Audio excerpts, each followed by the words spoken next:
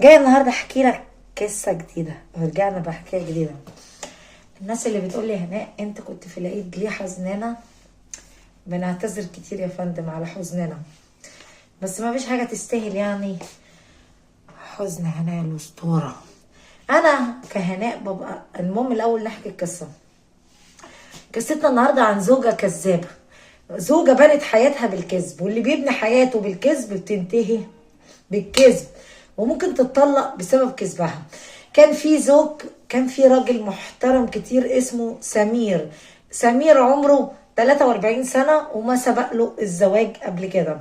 للأسف طلب من الست الخطبة، قال لها أنا عايز عروسة مصرية. مش مصري، ها، عايز عروسة مصرية. وصل لها من على طريق اسكندرية، من سيدي فيش. وصل للعروسة من على طريق الست الخطبة. فطبعا طلباته ان هي ما تكونش عندها اولاد. طبعا الست خبت ان هي عندها بنت. هي سبق لها الزواج وانفصلت. قلنا اللي بيبني حياته بالكذب بيعيش طول عمره كذاب. هو ما طلب منها تكذب، ما طلب من العالم. الناس هي اللي بتكذب، ما هي دي مشكلتي في الحياة. سبب زعل هناء الأسطورة يا باشا هو الكذب والهري كتير. اسمع وبعدين احكم. الست إيمان كان عندها 28 سنة، اتجوزت راجل ما عندوش ضمير، خمرجي بتاع كيف وبيشرب، وخمرجي وبيسكر والكلام ده كله. عندها 28 سنة. إيمان ما ذنبها شيء، ما ذنبها إنها اتجوزت راجل وطلقها، وبنتها عندها 5 سنوات. افهم بقى سمير ازاي كشف اللعبة كلها. السلام عليكم ورحمة الله وبركاته. أكيد وحشوني بتوحشوني. الناس اللي بتحب أحلى أسطورة تنزل تحط لايك وكومنت حلو كده وسبسكرايب لأحلى عيون مصرية. والناس اللي ما بتحبنا مش لازم. أنا عايزة أحكي لكم أنا عملت إيه الصراحة في العيد. أنا ما عملت شيء، أنا نمت. بحب النوم كتير. الحاجة الوحيدة الخير اللي أنا عملته إن أنا دفنت نفسي ونمت. أقسم بالله العظيم، أقسم بالله العظيم انا ما خرجت من الشقه دي. انا ما خرجت نهائي. ولادي اللي خرجوا، العالم كلها خرجت ما عدا انا. ما احب اخرج. بص يا باشا، طول ما انا حزنانه ما احب اخرج خالص. كل اللي انا عملته ان انا بغير لاولادي واحط الحاجه، وكذلك على السرير اللي انتوا شايفينه ده. انا كهناء يعني ما خرجت. ما احب اخرج طول ما انا حزنانه. خلي بالك كذب الناس هو اللي خلى هناء الاسطوره كزعلانه. انا مش زعلانه كده بس من نفسي، لا يا باشا، لا لا. اكيد يعني في حد مضايقني او في حاجه مزعلاني. الناس اللي زعلانه مني بنعتذر ليكم، نعتذر لكل الناس اللي كانت زعلانه على الست هناء الاسطوره. ام سوري يا فندم، بس صدقني البني ادم ساعات بيبقى غصب عنه، صح؟ والله انا غلطت كده. كلامك صح يا هناء، ما ترد على هناء الاسطوره. انا قاعده في حالي برضه امبارح بالليل عايزه احكي لك على واحد ليبي. احنا ما بنغلط على حد، بس يلا. واحد ليبي داخل كاتب لي على التيك توك على الخاص، انا من ليبيا هناء، انا نازل مصر بعد 10 ايام. طب احنا مالنا؟ المهم انا محتاج مكان، محتاج شقه بسرعه. انا نازل بعد 10 ايام. طبعا انا كهناء يعني فضلت اضحك. عارف ليه؟ لان انا شبعانه من الهري والكذب البشر. المهم انا رحت قايله له ايه، رديت عليه قلت له وانا يخصني ايه تنزل بعد 10 20؟ مين انت؟ قال لي انا صادق. صادق؟ طالما انت قلت انت صادق يبقى انت كذاب، والله العظيم دي حقيقه. المهم صاحبنا قال لي عايز شقه، قلت له يا باشا روح احجز فندق من على طريق السوشيال ميديا وطلعني من دماغك. قال لي لا، ده دماغي معلقه بيك انتي وبتفكر فيك انتي. رحت طبعا قايله له طلباتك مش عندي يلا واتقلع عشان ما اعملكش حظر. انا ما بجيب شغل لحد. قال لي لا انت على منصه اليوتيوب يا باشا. بص بقى كلامه يدل انه مصري. يا باشا انت على منصه اليوتيوب قلت اللي عايز يتواصل مع هناء الاسطوره عايز شقه. اللي عايز شقه ينزل يحرق ويهري في المحشي وانا احجز له شقه. طيب انت بالمناسبه راجل مصري، طريقه كلامه مش ليبي خالص. انا عارفه بتوع ليبيا ناس محترمه وعمرهم ما غلطوا على هنايا الاسطوره. بعرفك بس انا المشاكل بتبدا منين معاكم. قال لي دي انت اكبر وحكايه والروايه. قلت له امك بقى. وانا الصراحه يعني مسحت بكرامته الارض وقلت له انا عاليه عليك يا روح امك. روح يلا روح يلا وبلاش تبيع الميه في حاره السقالين، لان انا عارفه انك انت مصري. ادور لك على حته اقعد فيها في اي منبع. ايه اللي انا غلطت فيه؟ راح شتمني ورحت مسحه بكرامته. ايه عرفت الكذب بيبدا منين؟ عرفت انا ليه زعلانه؟ انا بزعل من الكذب بس. يا عم احنا خلاص بطلنا اللي يعطلنا يا عبد الله، بطلنا نجيب شقق لحد، بطلنا نجيب حاجه لحد، بطلنا نشتغل الشغلانه دي. ما نبغي نجيبها مكان لحد، اللي عايز مكان يروح يتقلع بعيد عن هناك. صح يا حلوين؟ صدقي يا بنتي هناء كلامك صح والله العظيم، مع اني ما خرجتش. يلا مش مهم. اتعلم تبقى معلم وتخلي الباقي صبيانك. السكر زي الملح والاتنين لون واحد، لازم تدوق وتميز.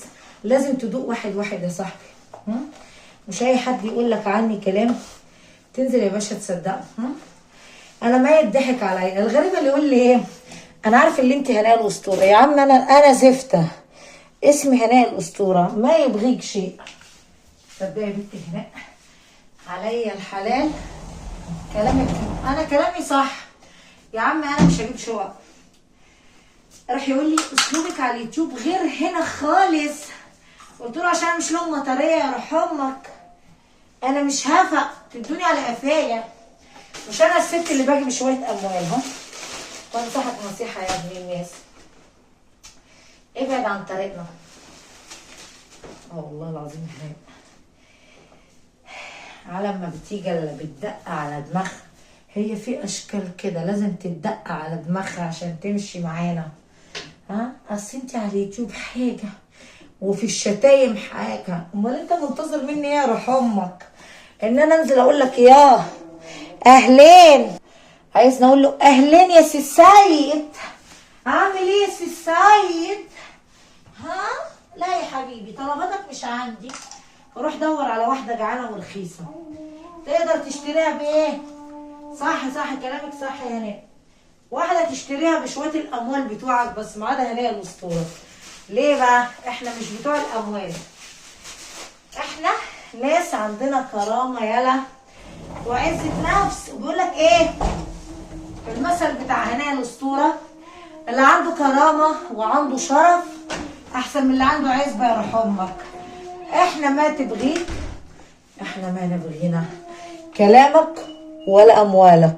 اتجوز الست وبعد ما اتجوزها حصلت كارثه غريبه. عارف ايه اللي حصل؟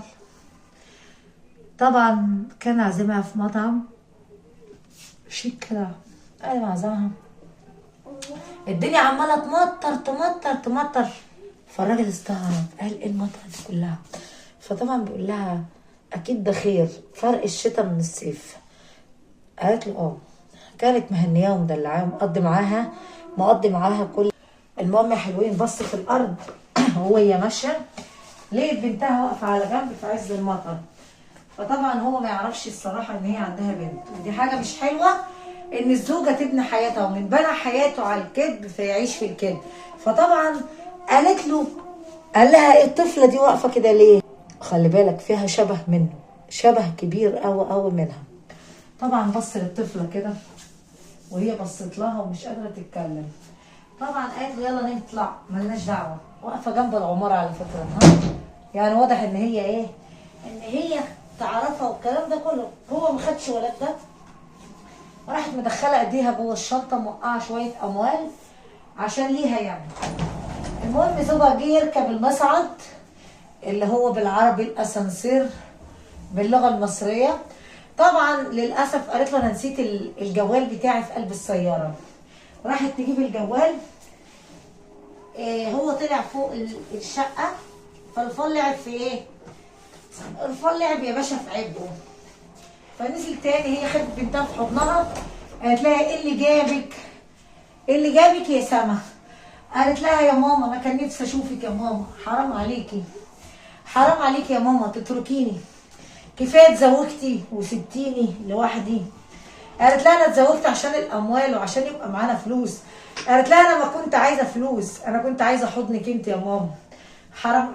حرام عليكي، انت ظلمتيني، ظلمتيني وظلمت بابا.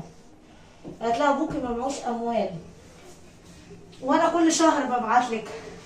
قالت لها مش عايزه اموال، انا كنت محتاجه حضنك انت، مش عايز حاجه من الدنيا غيرك. قعدت تحضنها، وللاسف يا صاحبي البنت فضلت تبكي وتعيط على حظها الاسود، وهي اتاريت زوجها راح نازل. نزل، قلت لك الفار لعب في عبه، من حقه يعني، الراجل بطل يعني، بيغير على هي اسمها ايه؟ بيغير على الفرسه. ايه المشكله يعني؟ كلامك صح يعني، مش حاجه وحشه يعني ان الراجل يغير على مراته. الراجل اللي عنده كرامه هو اللي بيغير على الفرسه.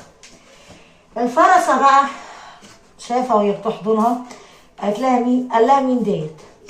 قالت له دي ماما. بصت لها كده ان هي قالت له، قال لها انت يعني انت كذابه، انت واحده كذابه، انت ليه كذبتي اللي انت ما خلفتيش، ان انت اتطلقتي من زوجك من غير خلف؟ ليه؟ اللي بيبني حياته بالكذب بيعيش كذاب. قالت له انت كنت عايز تتجوز واحده ما خلفت. قال لها عشان ما توجع دماغي وتقول لي عايزه اشوف اولادي والكلام ده كله. بس ده مصدر الحكايه كلها. حرام عليكي، كذب، وتشردي بنتك وتحرمها من حضنك. انا هقضي العطله واسافر، اتمنى ان انت ما تكونيش تكذبي. ازاي انا عليكي تعيشي 3 شهور من غير ما تشوفي بنتك؟ حتى هو لامها انها مش عايزه تشوف بنتها. انت جاحده قوي يا شيخه.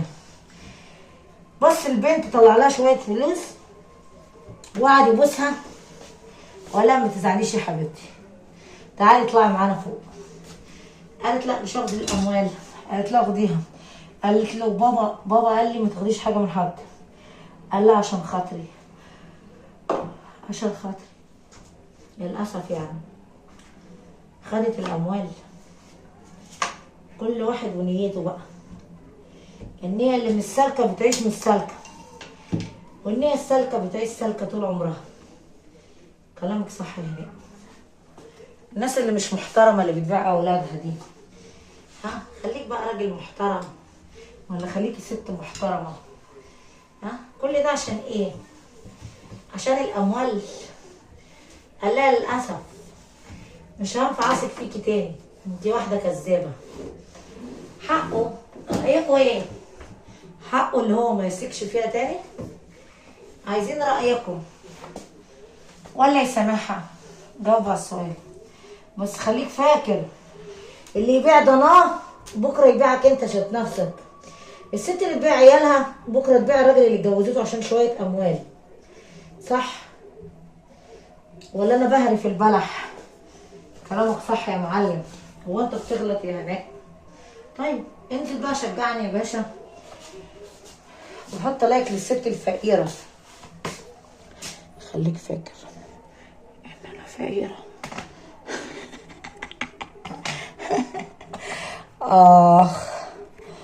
الدنيا تلاهي تلاهي تلاهي يا حلوين. مش كل واحد يفكر الناس هتتباع وتشتري من الفلوس. خلي بالك عشان في ست عندها ضمير وعندها اخلاقيات وعندها كرامه يعني بالعربي. ما تبيع ولادها عشان الفلوس، وما تبيع نفسها عشان الاموال. ومش اي حد يقول لك عني كلام تصدق. لو عجبتك القصه النهارده ما تنسى تحط لي لايك وكومنت حلو كده وتقول لي جمله واحده: احبك يا اسطوره، حبني. النهارده نسيت اقول لك، النهارده رابع يوم العيد، انا بشتغلش من ساعه الوقفه. فاكرين الفيديوهات؟ قول لي يا هنا. من ساعة الفيديوهات اللي انا اشتغلتها وانا مكتئبة، خلي بالك انا ما اشتغلتش تاني، ها، كنت نايمة ما فيهاش حاجة. انا كمان زيكم كنت مأجزة في العيد وحلفت ما اشتغل، فقلت انزل بقى اظبط الدنيا اللي ما اتعملتش دي. تحط لي بقى لايك يا باشا، ورحمة ابويا هزعل منك لما حطيت لي لايك. لايك وبطلوا تكذبوا، ها الكذب عمى قلبكم، الكذب سود وشكم. مش كل واحد عايز يوصل لهنا يقول لي شقة وبلح. يا بلح، البلح ده هناك تاكله هناك عند الناس اللي شبهك الكذابين. انا ما ابغي الكذب، ها، عشان كده ببعد عنكم. عشان كده يا باشا انا ببعد عن البشر الكذابه. ها يا ابني، ما هو انت مش عارف اللي يكذب مره يكذب 10,000 مره، فهي دي بقى مشكلتي. يلا ما تشغل بالك بمشكلتي. انزل يا باشا عشان عندي شغل بره.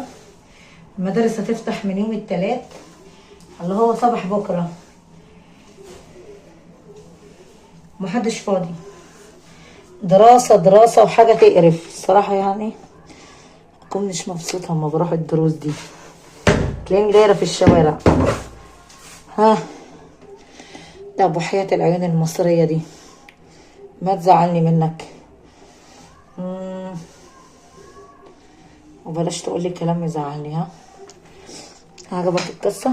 ما تنسى تحط لايك وكومنت حلو كده وسبسكرايب. وعادي انا كأنثى يعني كست مصرية لازم ماما تشجع واشتغل، عشان هي دي حياتي. انا بحبكم كتير، محتاجة منكم لايك وكومنت حلو كده وسبسكرايب. وبلاش عايز شقة، وبلاش عايزة اتجوزك عشان موضة ادمت. غيرها